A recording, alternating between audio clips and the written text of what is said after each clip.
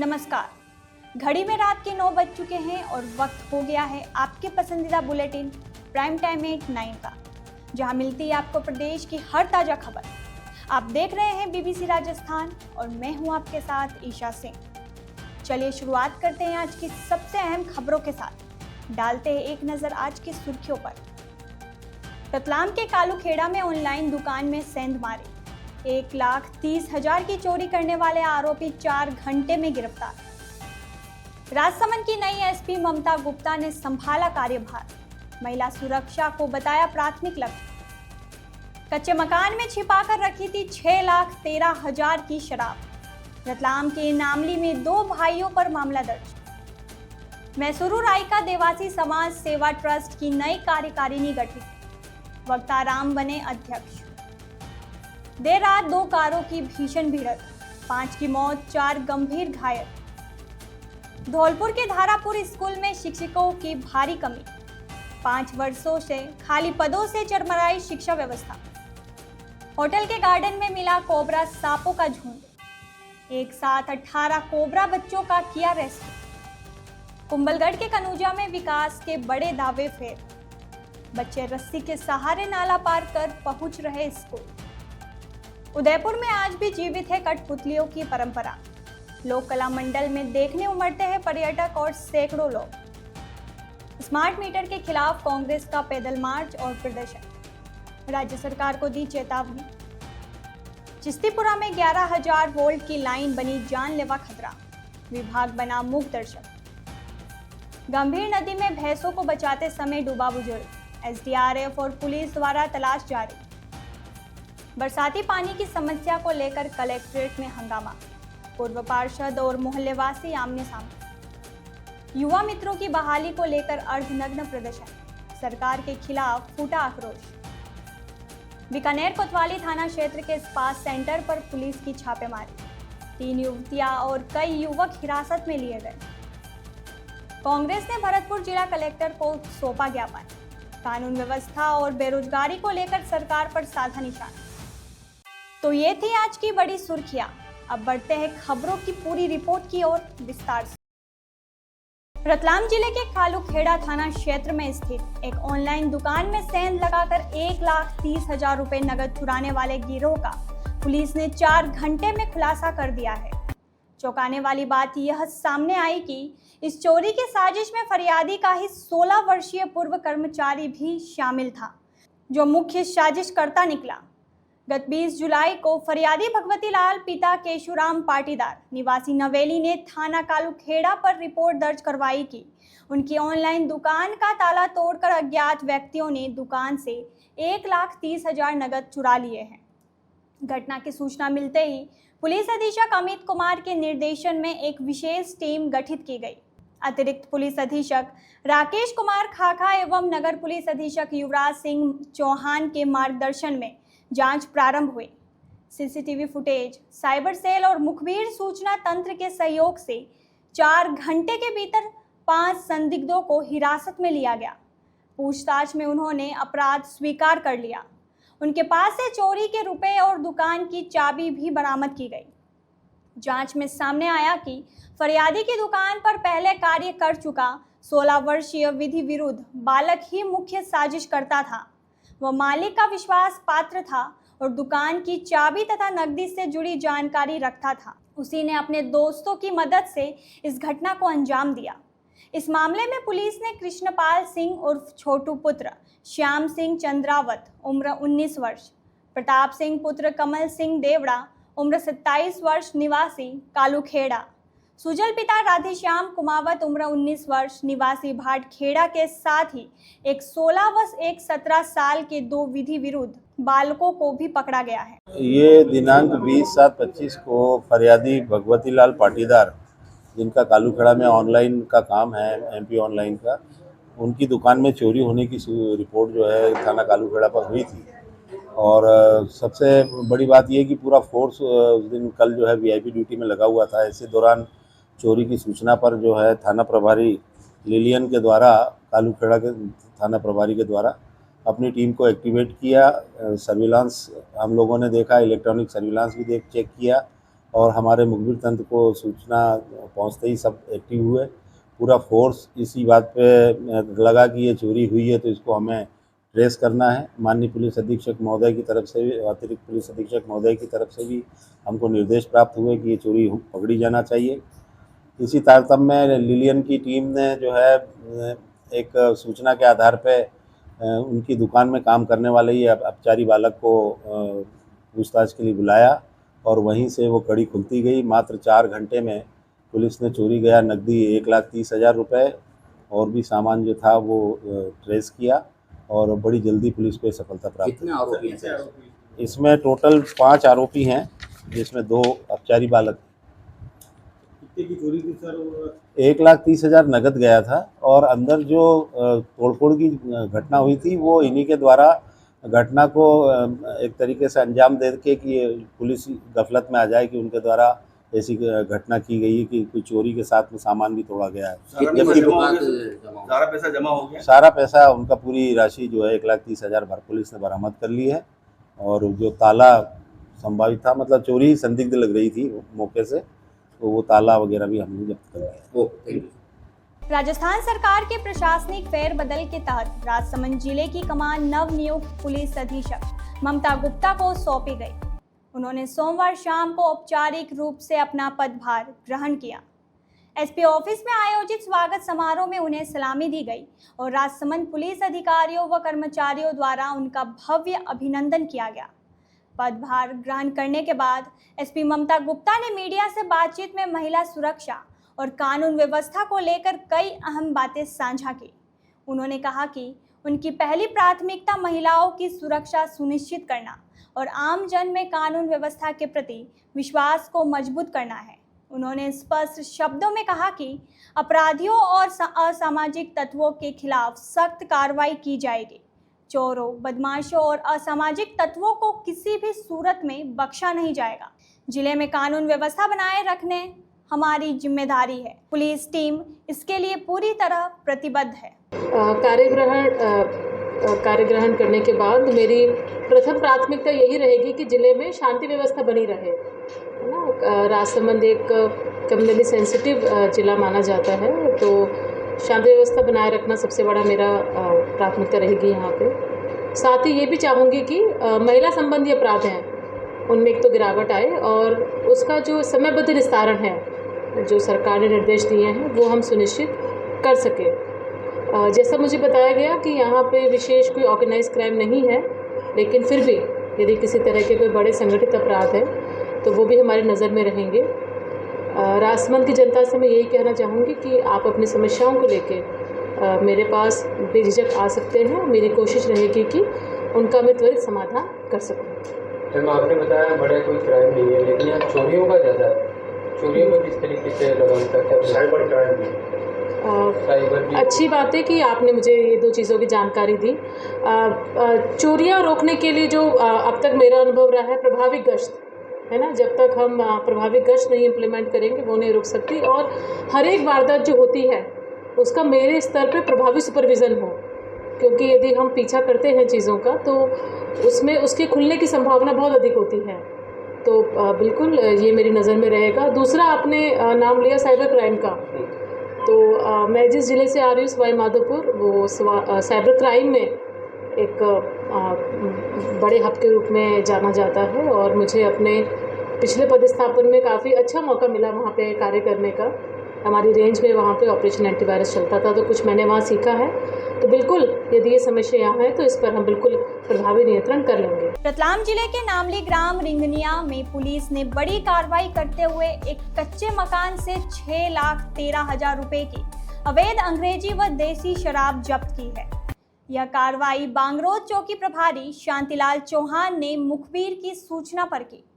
जानकारी के अनुसार गांव के ही 2 भाइयों विजेंद्र सिंह और जितेंद्र सिंह ने शराब को एक कच्चे मकान में छिपा रखा था। पुलिस ने मौके पर पहुंचकर मकान का ताला तोड़ा और तलाशी में बड़ी मात्रा में शराब जब्त की।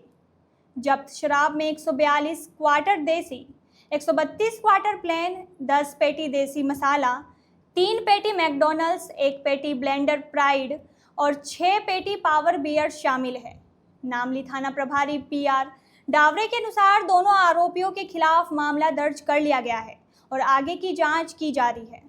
पुलिस अब यह भी जांच कर रही है कि शराब की यह खेप कहां से लाई गई थी और कहां ले जाना था इसको। मैसूरू रायका देवासी समाज सेवा ट्रस्ट की वर्ष 2025 से 2027 के लिए नई कार्यकारिणी समिति का गठन किया गया है। ट्रस्ट की बैठक में सर्वसम्मति से वक्ताराम बावत्रा को अध्यक्ष पद के लिए चुना गया। नई कार्यकारिणी में अध्यक्ष के पद पर वक्ताराम बावत्रा, उपाध्यक्ष पद पर जलाराम मांडलवाला, सचिव पद पर लाबूराम नरपुरा, कोषाध्यक्ष पद पर मानाराम हालीवाड़ा, सलाहकार के रूप में भभूताराम मोकलसर, युवा मंडल अध्यक्ष के रूप में गणेश राम धानपुर, युवा मंडल उपाध्यक्ष पद पर नवाराम को नियुक्त किया गया। वहीं इसके अतिरिक्त समाज सेवी लाबूराम तड़वा को सचिव पद पर नियुक्त किया गया है। नई कार्यकारिणी के गठन पर समाज के वरिष्ठ जनों और सदस्यों ने पदाधिकारियों को शुभकामनाएं दी।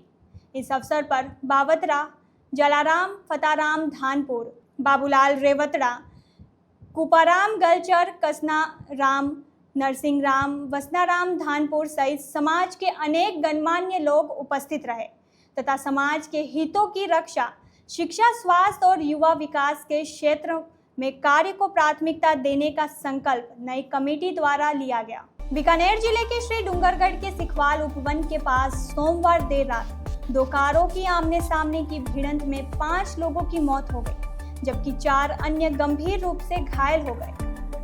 घायलों को पीबीएम अस्पताल बीकानेर में भर्ती कराया गया है। प्रत्यक्षदर्शियों के अनुसार हादसा इतना भीषण था कि दोनों कारें पूरी तरह चकनाचूर हो गई। घायलों और शवों को कार से निकालने के लिए वाहनों को काटना पड़ा। एक शव को निकालने में करीब 1 घंटे का समय लगा। मौके पर पहुंची पुलिस को कुछ शव सड़क पर बिखरे हुए मिले, जबकि कुछ घायल सड़क किनारे पड़े थे। जानकारी के अनुसार 4 लोगों की मौके पर ही मौत हो गई, जबकि एक व्यक्ति ने बीकानेर ले जाते समय रास्ते में दम तोड़ दिया। हादसे में खाटू श्याम जी के दर्शन कर लौट रहे अभय सिंहपुरा निवासी करण, दिनेश, मदन और बग्गा निवासी मनोज की मौत हो गई। वहीं दूसरी कार में सवार नापासर निवासी सुरेंद्र कुमार ने भी मौके पर ही दम तोड़ दिया। घायलों में नापासर निवासी संतोष कुमार, मल्लूराम, जितेंद्र और लालचंद शामिल है, जिन्हें गंभीर हालत में पीबीएम अस्पताल रेफर किया गया। हादसे के बाद क्षेत्र में शोक की लहर दौड़ गई है। पुलिस ने मामला दर्ज कर जांच शुरू कर दी है। प्रारंभिक जांच के अनुसार हादसा तेज रफ्तार और लापरवाही से वाहन चलाने के कारण हुआ है। धौलपुर जिले के धारापुर गांव के ग्रामीणों ने जिला कलेक्ट्रेट पहुंचकर जिला कलेक्टर को ज्ञापन सौंपा, जिसमें राजकीय उच्च माध्यमिक विद्यालय धारापुर में शिक्षकों की कमी को लेकर चिंता जताई। ग्रामीणों ने स्कूल में तत्काल शिक्षकों की नियुक्ति की मांग की ताकि बच्चों की पढ़ाई प्रभावित न हो।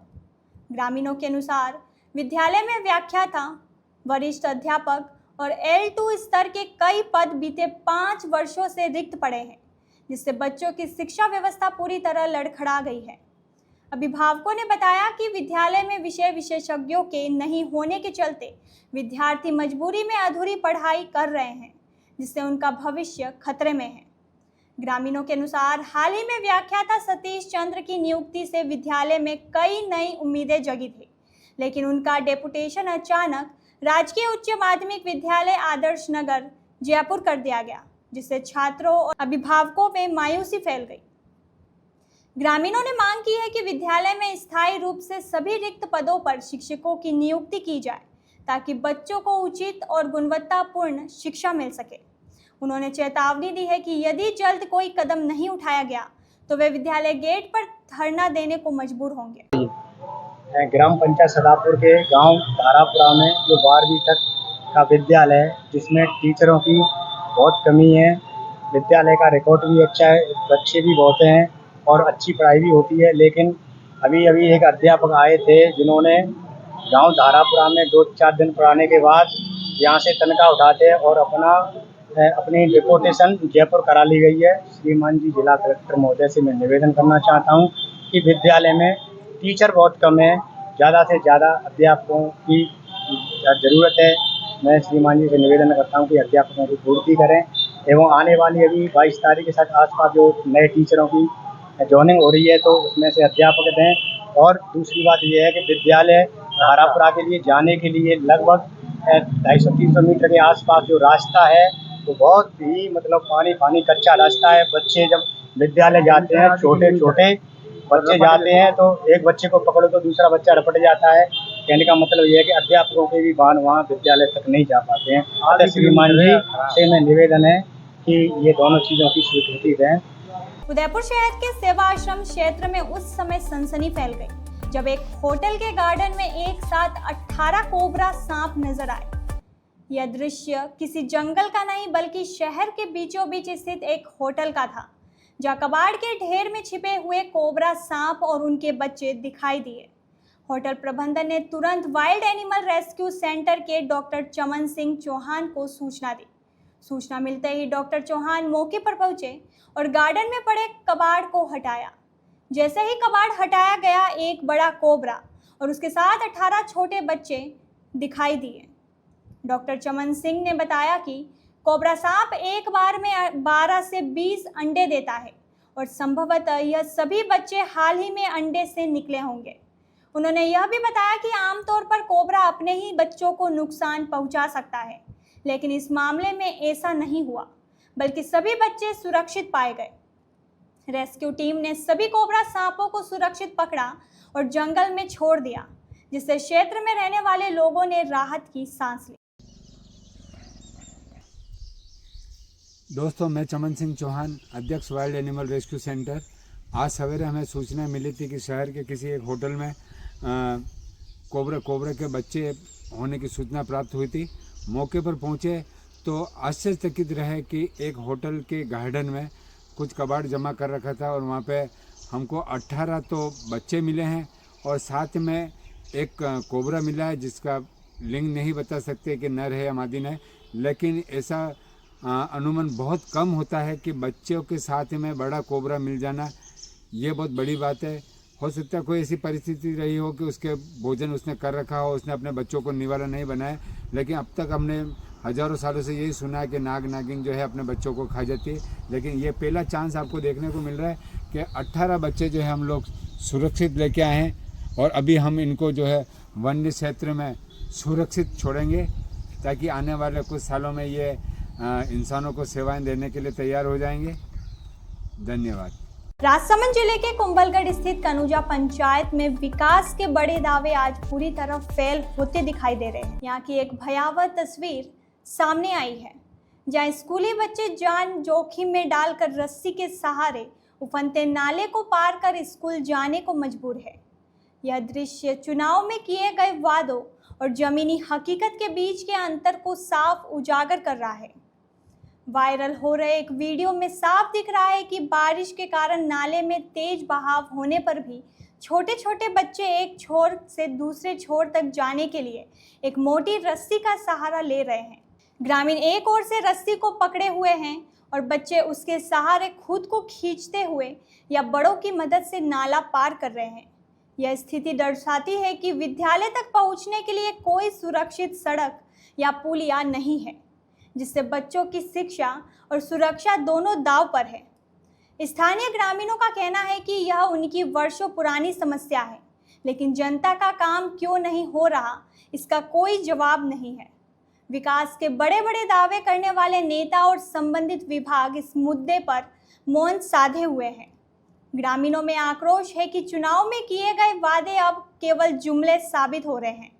गांव वालों ने अपनी परेशानी सोशल मीडिया पर साझा करते हुए सड़क बनाने और सुरक्षित पुलिया निर्माण की भावुक अपील की। अब देखना यह है कि रस्सी के सहारे स्कूल जाने वाले इन मासूम बच्चों की दर्दनाक तस्वीर विभाग और व्हाइट कॉलर नेताओं की अंतरात्मा को झकझोर पाती है या ये लोग इसी तरह परेशान होते रहेंगे। यह घटना निश्चित रूप से स्थानीय नेताओं और प्रशासनिक अधिकारियों की पोल खोलने वाली है। देश के एकमात्र उदयपुर स्थित भारतीय लोक कला मंडल में आज भी कठपुतली शो होता है। सदियों पुरानी कठपुतली नाच की परंपरा आज भी जीवित रखे हुए है। राजे रजवाड़ों के समय कठपुतली नाच जागरूकता लाने, लोक कथाएं कहने और मनोरंजन के लिए कराया जाता था, लेकिन यह समय बीतते ही खत्म होने की स्थिति में आया। लेकिन लोक कला मंडल की स्थापना करने वाले पद्मश्री देवीलाल सामर ने पूरे देश में कठपुतली का प्रचार किया और लोक कला मंडल की स्थापना की।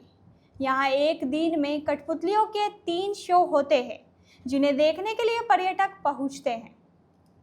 भारतीय लोक कला मंडल की स्थापना वर्ष 1952 में हुई थी, जिसका श्रेय पद्मश्री देवीलाल सामर को जाता है। इन्होंने देश भर में कठपुतलियों के प्रचार और प्रसार करने में मुख्य भूमिका निभाई। यही नहीं, 60 के दशक में पूरे विश्व में पारंपरिक कठपुतलियों में विश्व में प्रथम स्थान प्राप्त किया। इसके साथ ही 90 के दशक में राजस्थान के कई गांवों में साक्षरता अभियान के तहत लोगों को जागरूक किया और शिक्षा से जोड़ने में अहम भूमिका निभाई। लोक कला मंडल कार्यालय प्रभारी रमेश डांगी ने बताया कि पद्मश्री देवीलाल सामर को ही इसका श्रेय जाता है। उनके नेतृत्व में विश्व के कई देशों में लोक नृत्य और कठपुतली शो किए गए। कठपुतली शो देखने आए लोगों ने बताया कि हमारी यही संस्कृति है, इसे ही बढ़ावा मिलना चाहिए। कठपुतली शो देखकर काफ़ी अच्छा लगा। सभी फिल्मों को तरफ ज़्यादा जा रहे, लेकिन इस ओर भी ध्यान देना चाहिए। लोक कला विज्ञ स्वर्गीय पद्मश्री देवीलाल जी सामर साहब ने 1952 में ये भारतीय लोक कला मंडल की स्थापना करी है सर। और स्थापना से लेकर आज तक कठपुतली के क्षेत्र में विभिन्न कार्यक्रम होते रहते हैं यहाँ पर। और कठपुतली जो है विश्व में प्रथम पुरस्कार भारतीय लोक कला मंडल को मिला हुआ है और लोक नृत्यों में द्वितीय पुरस्कार भारतीय लोक कला मंडल को मिला हुआ है। यहाँ पर करीब आधा घंटा पपेट शो रहता है और आधा घंटा राजस्थानी फोक डांस रहता है। दिन में 12 से 1 का शो चलता है, शाम को 6 से 7 और 7:15 से 8:15 का, जिसमें हमारा जो विश्वविख्यात जो ये कठपुतली जो आइटम है उसमें से जो उनके चुनिंदा जो आइटम है वो बताते, जैसे सांप सपेरा, बहरूपिया, लड़का लड़की जोकर, हाथियों का काफिला और तबला सारंगी और नर्तकी, ये दिखाते हैं। उसके बाद में हमारा जो प्रसिद्ध जो डांस है 13 ताल, उसके बाद में ग्रुप डांस में डांग लीला वगैरह, और फिर भवई जो हमारा प्रसिद्ध यहाँ का लोक नृत्य है वो दिखाते हैं सर। इस लोक कला को, पपेट कला को देखने के लिए आया हूँ, क्यों ये जो है हमारी संस्कृति से जुड़ा हुआ है। और आजकल जो लोग जो हैं वो थिएटर की तरफ जा रहे हैं, ड्रामा की तरफ जा रहे हैं। जाना चाहिए, पर एक हमें अपनी पुरानी चीज़ों को जो हमारे बड़े लोगों ने शुरू किया था, ये पपेट कला, इसको हमें आगे बढ़ाना चाहिए। और इसी वजह से मैं ये देखने के लिए आया था। मुझे काफ़ी अच्छा लगा, मेरा पहला एक्सपीरियंस था और लोगों को आना चाहिए इसे देखने के लिए। नए सिनेमा की तरफ हमें जाना चाहिए, पर हमें पुरानी चीज़ों को भी देखना चाहिए कि उसको जीवित रखना है। जो लोग जुड़े हुए हैं, जो उससे जुड़े हुए हैं, उनका भी ध्यान रखना चाहिए हमें इसको लेकर। भारतीय लोक कला मंडल की स्थापना 1952 में स्वर्गीय पद्मश्री देवीलाल जी सामर साहब ने करी थी। 1952 से आज तक जब सामर साहब थे तब भी उन्होंने कठपुतलियाँ और लोक नृत्यों का प्रचार प्रसार किया। यहाँ की कठपुतलियाँ के प्रदर्शन सामर साहब के नेतृत्व में कई देशों में भी किए गए और साथ ही लोक नृत्यों का प्रदर्शन भी किया गया। संस्था में कठपुतली एवं लोक नृत्यों के प्रचार प्रसार हेतु सामर साहब द्वारा ही एक म्यूज़ियम, लोक कला म्यूज़ियम की स्थापना की गई, जो वो अभी वर्तमान में भी प्रचलन में है और संचालित है, जिसमें अपने यहाँ का टाइम है अभी 9 से 5:30, जिसमें देश विदेश के पर्यटक, स्थानीय, देशी, विदेशी सभी तरह के पर्यटक और स्कूली के बच्चों को भी हम इनवाइट करते हैं, लाभान्वित होते हैं वो भी। उस म्यूज़ियम में अपने लोक कलाओं से रिलेटेड आर्टिफैक्ट्स ले लो आप सब, जैसे उड़ीसा के हो, मिज़ोरम के हो, मणिपुर के हो, राजस्थान के हो, गुजरात के हो, काफ़ी कुछ कलेक्शन है सामर साहब द्वारा किया गया था। उसके अलावा इन्होंने सामर साहब द्वारा ही लोक नृत्यों पे भी काफ़ी कुछ प्रचार प्रसार किया। देश के कोने कोने तक इन्होंने राजस्थान के लोक नृत्यों को पहुँचाया। वो भी संस्था में अभी जो प्रदर्शन होते हैं वो आपने हाल ही में इन्होंने बताया कि 12 से 1, शाम को 6 से 7 और 7 से 8 3 प्रदर्शन रोज़ होते हैं, जिसमें जो भी उदयपुर घूमने आते हैं पर्यटक वो सब शामिल होते हैं और अच्छा से खुश होकर जाते हैं मतलब इस चीज़ से। और साथ ही हमारे संस्था में एक ओपन ऑडिटोरियम भी है, जिसमें स्थानीय लोगों, संगठनों, संस्थाओं द्वारा कवि सम्मेलन, स्कूलों द्वारा सांस्कृतिक कार्यक्रम आदि आयोजित किए जाते हैं। बीकानेर शहर और देहात कांग्रेस की ओर से स्मार्ट मीटर लगाने और बिगड़ती बिजली व्यवस्था के खिलाफ प्रदर्शन किया गया। कांग्रेस कार्यकर्ताओं ने बिश्नोई धर्मशाला से लेकर जिला कलेक्ट्रेट तक पैदल मार्च निकाला और सरकार के खिलाफ नारेबाजी की। इस दौरान करंट लगने से हुई मौतों, निकाय चुनावों टालने जैसे मुद्दों को लेकर भी कांग्रेसियों ने रोष जताया। जिला कलेक्टर नम्रता वृष्णी को ज्ञापन सौंपते हुए स्मार्ट मीटर लगाने का विरोध दर्ज कराया गया। पूर्व मंत्री भंवर सिंह भाटी ने कहा कि स्मार्ट मीटर जनता की जेब पर बोझ है और इससे उपभोक्ताओं को भारी नुकसान हो रहा है। उन्होंने इस योजना पर तत्काल रोक लगाने की मांग की। इस प्रदर्शन में कांग्रेस प्रभारी व अनूपगढ़ विधायक शिमला नायक, शहर कांग्रेस अध्यक्ष यशपाल गहलोत, देहात अध्यक्ष बिशन्ना राम सियाग, पूर्व मंत्री डॉक्टर बीडी कल्ला, गोविंद राम मेघवाल, पीसीसी महासचिव जिया उर रहमान आरिफ, डॉक्टर राजेंद्र मूड, जिला प्रमुख मोडाराम, पूर्व विधायक मंगलाराम गोदारा, पूर्व जिला प्रमुख सुशीला सिवर सहित कई वरिष्ठ नेता और कार्यकर्ता मौजूद रहे। प्रदर्शन में हरिराम बाना, लक्ष्मण कड़वासरा, प्रहलाद सिंह मार्शल, नितिन वत्स, राहुल जादू संगत, महिपाल सारस्वत, भंवर कुकणा, महिला कांग्रेस अध्यक्ष शशिकला राठौर, विक्रम स्वामी, मकसूद अहमद, आजम अली, अरुण व्यास, मनोज चौधरी सहित सैकड़ों की संख्या में कार्यकर्ताओं ने भाग लिया। कांग्रेस ने चेतावनी दी है कि यदि सरकार ने स्मार्ट मीटर लगाने की योजना वापस नहीं ली तो पूरे प्रदेश भर में जन आंदोलन शुरू किया जाएगा। ऐसा है, स्मार्ट मीटर लगाने से जो फ्लैट रेट के कनेक्शन दिए हुए उनका क्या होगा? सारे किसान चिंतित है। फिर बिना इंफ्रास्ट्रक्चर के कोई भी काम करना ठीक नहीं है। आज हमारे देश में जहाँ जहाँ भी स्मार्ट मीटर लगाए तो इंफ्रास्ट्रक्चर को पहले डेवलप किया गया है, मीटर फुल प्रूफ बनाया गया है ताकि वो जब्त नहीं है।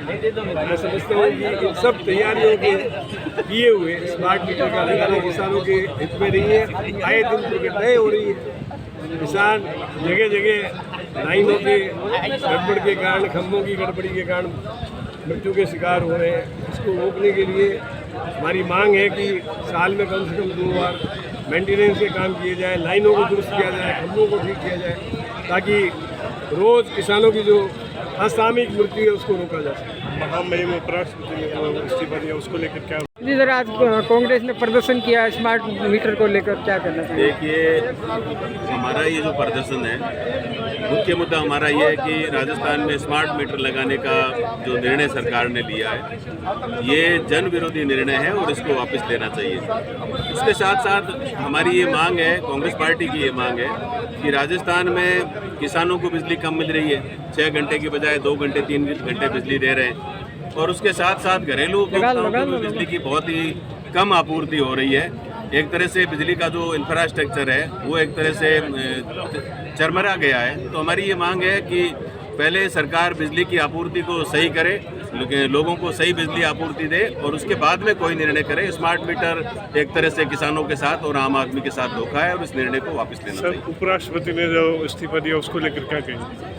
देखिए, वो माननीय महामहिम उपराष्ट्रपति महोदय का संवैधानिक पद है और उन्होंने स्वास्थ्य संबंधी कारण लिखा है, लेकिन मैं समझता हूँ कि देश के इतिहास में शायद पहली बार ऐसा हुआ है कि संवैधानिक पद पर कोई चुने हुए जो हमारे महामहिम हैं उन्होंने 2 साल पहले अपने पद से इस्तीफा दिया है। तो निश्चित रूप से कहीं न कहीं जो दबाव की राजनीति चल रही है पूरे देश में, उस दबाव की राजनीति का ही परिणाम है कि वहाँ पर कोई सही व्यक्ति होता है जो सही मन से काम नहीं कर पाता है। तो ऐसी स्थिति में मैं ही नहीं बल्कि देश का आम आदमी सोच रहा है कि ये उसी का परिणाम है और भारतीय जनता पार्टी के जो राष्ट्रीय नेतृत्व है वो अपने मनमाने तरीके से जिस प्रकार से अपना राज चला रहा है, लोकसभा को जिस प्रकार से चला रहे हैं, राज्यसभा को जिस प्रकार से चला रहे हैं, कहीं न कहीं उसी बात को लेकर के इस प्रकार का निर्णय उनको लेना पड़ा है। ठीक है। झालावाड़ के चिश्तीपुरा गांव में विद्युत विभाग की घोर लापरवाही लोगों की जान पर भारी पड़ रही है। गांव के रिहायशी इलाके में मस्जिद और घरों के ठीक सामने से गुजर रही 11,000 वोल्ट की हाई टेंशन लाइन लगातार खतरे की घंटी बनी हुई है। बरसात के मौसम में यह खतरा और भी विकराल रूप लेता जा रहा है। स्थानीय लोगों के मुताबिक बारिश के दौरान घरों की दीवारों में करंट दौड़ने लगता है और कई बार चिंगारियां भी निकलती हैं। ग्रामीणों ने बताया कि यह हाई टेंशन लाइन पहले भी कई बार टूटकर गिर चुकी है, लेकिन इसके बावजूद विभाग आंखें मूंद बैठा है। शिकायत करने के बावजूद न तो कोई स्थायी समाधान किया गया और न ही अधिकारी मौके पर पहुंचे। स्थानीय निवासियों ने चेतावनी दी है कि यदि इस लापरवाही के कारण कोई बड़ा हादसा होता है तो इसकी पूरी जिम्मेदारी विद्युत विभाग की होगी। ग्रामीणों ने मांग की है कि जल्द से जल्द इस गंभीर समस्या का स्थायी समाधान किया जाए ताकि भविष्य में किसी भी प्रकार की जनहानि से बचा जा सके। लाइट को लेकर क्या समस्या है? लाइट को लेकर ये है कि साहब के मतलब 11,000 लाइन छोड़ रखी है और हम बच्चे मदरसे में पढ़ते हैं तो करंट उतरता है। 2-3 बार अवगत भी करा, लिखित में दिया, कोई सुनवाई नहीं कर रहा लाइन मैन। और घर का कल भी है तार टूट गया और कोई सुनवाई कर ही नहीं रहे। और कल लाइनमैन से बोला हमने, उनका कोई मर जाए तो हम क्या करें। अच्छा, हाँ ठीक। मेरा तो ये कहना है कि 11,000 वाट की जो लाइट गली में जो निकाल रखी है तो इसमें हमको बहुत परेशानी है। 3 बार टूट चुकी है और पहले भी हम घर के अंदर ही रहे। रात को पानी गिर रहा था तो हम अंदर के अंदर ही रहे, बाहर पत्थर जल रहे थे। फिर रात को फ़ोन करा तो इन्होंने फ़ोन भी नहीं उठाया, कम से कम 50 फ़ोन लगाए जब इन्होंने लाइट बंद करी। फिर उसके बाद में सुबह होते हुए मतलब जो 11 बजे लाइट ठीक करवाई और हम परेशान हो गए हैं इस लाइट से। जैसे ही पानी गिरता है ऐसे यहाँ तड़ातड़ किनकारी पड़ती है। हम मजबूरन लाइट बंद करवाते हैं रात को। ये समस्या है हमारी। ठीक है। भरतपुर जिले के बयाना थाना क्षेत्र के सालाबाद गांव में भैंसों को चराने गए 65 वर्षीय बुजुर्ग हिम्मत सिंह गुर्जर गंभीर नदी में डूब गए। कोतवाली प्रभारी बाबूलाल गुर्जर ने बताया कि हिम्मत सिंह रोजाना की तरह अपनी भैंसों को लेकर जंगल की ओर गए थे। इस दौरान कुछ भैंसें गंभीर नदी के तेज बहाव में उतर गई। उन्हें बचाने के प्रयास में हिम्मत सिंह भी नदी में उतर गए लेकिन गहरे पानी में डूब गए और लापता हो गए। जब दोपहर तक हिम्मत सिंह घर नहीं लौटे तो परिजनों ने तलाश शुरू की। नदी किनारे भैंसें खड़ी मिली लेकिन बुजुर्ग का कोई सुराग नहीं मिला। परिजनों और ग्रामीणों ने पहले अपने स्तर पर खोजबीन की लेकिन जब कोई सफलता नहीं मिली तो पुलिस और एसडीआरएफ को सूचना दी गई। भरतपुर से पहुंची एसडीआरएफ की टीम ने रेस्क्यू ऑपरेशन शुरू कर दिया। एडिशनल एसपी हरिराम कुमावत और एसएचओ बाबूलाल गुर्जर पुलिस बल के साथ मौके पर पहुंचे और घटनास्थल का निरीक्षण किया। फिलहाल नदी में बुजुर्ग की तलाश जारी है। बीकानेर कोतवाली थाना क्षेत्र स्थित जोशीवाड़ा के श्रीमद मार्केट में संचालित एंजल टच स्पा सेंटर पर पुलिस ने छापेमारी की। सीओ सिटी श्रवणदास संत के नेतृत्व में की गई इस कार्रवाई में पुलिस ने 3 युवतियों और कई युवकों को हिरासत में लिया है। सूत्रों के अनुसार इस स्पा सेंटर की गतिविधियों को लेकर लंबे समय से संदेह जताया जा रहा था। स्थानीय लोगों की ओर से लगातार मिल रही शिकायतों के आधार पर पुलिस ने यह कार्रवाई की। छापेमारी के दौरान पुलिस को कई संदिग्ध गतिविधियों के प्रमाण मिले हैं। इसके अलावा स्पा सेंटर से कुछ आपत्तिजनक सामग्री भी जब्त की गई। फिलहाल पुलिस हिरासत में लिए गए युवकों और युवतियों से थाने में गहन पूछताछ कर रही है तथा स्पा सेंटर के संचालक के बारे में जानकारी जुटाई जा रही है। पुलिस अधिकारियों ने अभी तक कोई आधिकारिक बयान जारी नहीं किया है। जी सर, आज क्या कार्रवाई की है? दाऊजी रोड पर एंजल स्पा सेंटर है, वहाँ पर मोहल्ले के लोगों ने शिकायत की कि स्पा सेंटर के नाम पर यहाँ देह व्यापार होता है। इस सूचना पर मेरे साथ मेरी पुलिस की टीम, जिसमें महिला कर्मी भी साथ में थे, हमने वहाँ पर जाकर के चेक किया, तलाशी ली तो वहाँ पर 4 महिलाएं जो कमरों में अलग बैठी हुई थी और पुरुष भी थे वहाँ पे। जब उनसे पूछताछ की गई तो उनका व्यवहार ठीक नहीं था। जब उनसे और गहनता से बातचीत की गई तो उसमें से एक व्यक्ति ने बताया कि वो किसी गलत कार्य के लिए आया है। और ज़्यादा जानकारी की तो पता चला कि आज इस जो ये भिक्षावृत्ति का धंधा जो करते हैं, इन लोगों ने उसको थोड़ा परिवर्तित कर दिया। अभी ये ग्राहक को, जैसे ग्राहक आता है उससे बातचीत करते हैं, तो जो भी सेक्स वर्कर होता है उसके साथ भेजते हैं उसको। इनके मोबाइल चेक किए गए, मोबाइल में इस प्रकार के अनैतिक गतिविधि के बारे में बहुत सारे तथ्य मिले हैं। अब सारे इसकी जांच पर कर रहे हैं अभी। उसके बाद जो भी विधिक सम्मत कार्य होती है वो करेंगे और निकट भविष्य में भी वेश्यावृत्ति जो करने का तरीका बदला है उसको कैसे रोक सकते हैं, कैसे सख्त कार्रवाई कर सकते हैं, उसके बारे में एक ठोस तरीके से रोकने का विशेष प्रयास करेंगे। Thank you. पाली शहर के सुंदरनगर और वार्ड नंबर 45 समेत आसपास के क्षेत्रों में बरसात के बाद जल भराव की समस्या को लेकर कलेक्ट्रेट में समस्या के समाधान की मांग को लेकर मोहल्ले वासियों और पूर्व पार्षद खुशबू सोनी के बीच तीखी नोकझोंक हो गई। पूर्व पार्षद खुशबू सोनी ने इस दौरान अपने ही दल के नगर निगम सभापति, बीजेपी के प्रदेश स्तरीय नेता और पाली सांसद पर वार्ड में विकास कार्यों को लेकर लापरवाही का आरोप लगाया। उन्होंने मौजूदा विधायक भीमराज भाटी पर भी क्षेत्र के उदासीनता बरतने का आरोप चढ़ा। दूसरी ओर मोहल्ले वासियों ने भी पूर्व पार्षद को आड़े हाथों लिया। उन्होंने आरोप लगाया कि पिछले 5 वर्षों के कार्यालय में पार्षद द्वारा कोई ठोस विकास कार्य नहीं किया गया। उनका कहना था कि समस्याओं के लिए दूसरों को जिम्मेदार ठहराने की बजाय स्थानीय प्रतिनिधि को अपनी जिम्मेदारी निभानी चाहिए। हालात बिगड़ते देख मौके पर मौजूद पुलिस और प्रशासनिक अधिकारियों को हस्तक्षेप करना पड़ा। दोनों पक्षों को समझा बुझाकर मामला शांत कराया गया। कॉलोनी वासियों ने जल भराव की समस्या का शीघ्र निराकरण किए जाने की मांग की। जिला प्रशासन ने ज्ञापन देने के बाद भरोसा दिलाया जल निकासी और बरसात में जमा होने वाले पानी की समस्या को लेकर संबंधित विभागों को त्वरित कार्रवाई के निर्देश दिए जाएंगे। जो अभी हमारे वार्ड पंच साहब ने बोला जो बात सत्य है, पर कुछ गलतियां यहाँ पे भी है, क्योंकि इन लोगों ने कभी इन्होंने भी कुछ काम नहीं किया है। आज मेरी गली के अंदर आप आके बोल रहे हैं हमने सड़कें बना दी। सड़कें की गुणवत्ता तो देख लो, 1 साल में नहीं टिकी है। 5 साल के अंदर मैंने कहीं सड़क नहीं देखी। मेरे घर की तरफ उन्होंने एक टोली अगर मिट्टी भी गिराई होती तो मैं मान जाता कि पार्षद साहब ने भी काम किया है। पार्षद साहब भी कोई काम नहीं करते हैं। ये एक दूसरे पे थोपते रहते हैं कि पहले उनकी ज्ञान जी की सरकार थी तो उन्होंने 5 साल में कौन सा क्या काम कर दिया। 5 साल के अंदर इन्होंने कौन सी रोडें बनवा दी, कौन सी कच्ची सड़कों में मिट्टी डलवा दी, ये भी काम नहीं हुआ। बस ये भी आते हैं हम करवा देंगे पर होता इनसे भी कुछ भी नहीं है। पहले इन्होंने चेक दिया कि हमारे ऊपर केंद्र में सरकार नहीं है, स्टेट में सरकार नहीं, अब बोल दिया कि हमारा MLA नहीं है। ये तो एक दूसरे को थोपने की बात है, काम कोई भी नहीं करता। हम दुख देखते हमारे बच्चा स्कूल नहीं जा पा रहे, दूध वाला दूध देने नहीं आ पा रहा है, और कचरे की गाड़ी आज 10 दिन घंटे कचरे की गाड़ी नहीं आ रही। घर के अंदर मच्छर कितना कचरा इकट्ठा हो रखा है, बीमारियां फैल रही, मलेरिया डेंगू जैसे होने की संभावना। आज मेरी माता जी 7 दिन से हॉस्पिटल नहीं जा पा रहे क्योंकि एक ट्रैक्टर वाले ने एक कोई टेम्पो वाला अंदर आने को तैयार नहीं। घुटनों तक पानी के अंदर इतने ज़्यादा बैक्टीरिया हो गए कि अगर पानी के अंदर हम घर जाते हैं तो उस अगर डेटॉल साबुन से और नहीं वापस पाँव दो तो खुजली स्टार्ट हो जाती है। पानी तक नहीं निकाल सकते। पानी की समस्या अगर पार्षद नहीं निपटाएगा कौन कहेगा यहाँ से पानी निकाल दो, पार्षद कहते अगले वाले मोहल्ले झगड़ा करने लगते। आप सबको समझाओ पानी के हिसाब से निकलेगा। पहले पार्षद को कार्रवाई करनी पड़ेगी, उसके बाद आप MLA साहब के पास जाओ, उसके बाद आप उनकी बात करो। पहले अपने जमीनी स्तर पे तो बात करो। पहले आप सीधे ऊपर क्यों थोप रहे हो कि MLA काम नहीं कर रहा है कि सांसद काम नहीं कर रहा। वो बात की बात होगी। पहले अपने लड़े देखो कि अपन कहाँ तक पहुँचे।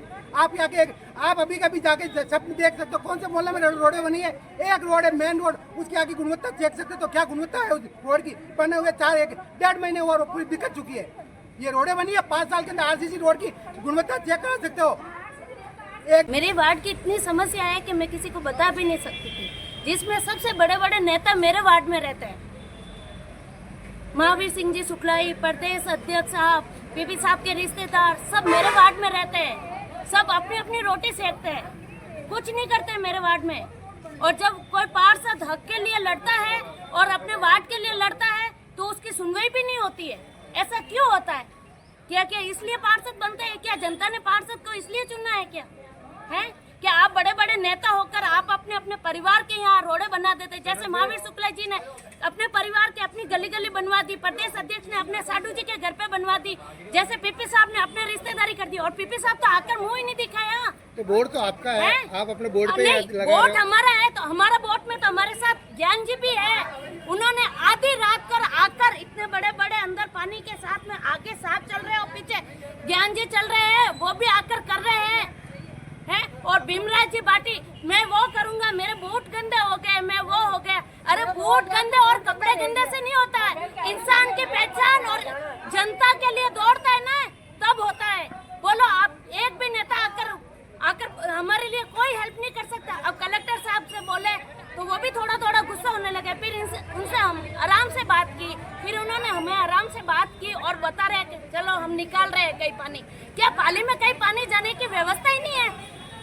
कि इतना बड़ा पाली है, इतने सालों से इतने बड़े नेता आए, क्या रहने का कोई व्यवस्था ही नहीं है। तो 5 बार पूर्व में 5 बार आपके एमएलए रहे हैं, ये समस्या बहुत पुरानी है। तो उन्होंने तो बहुत कुछ किया है, उन्होंने तो पाली के लिए बहुत कुछ किया और आज भी करते हैं, आज भी करते आए हैं और करते रहेंगे।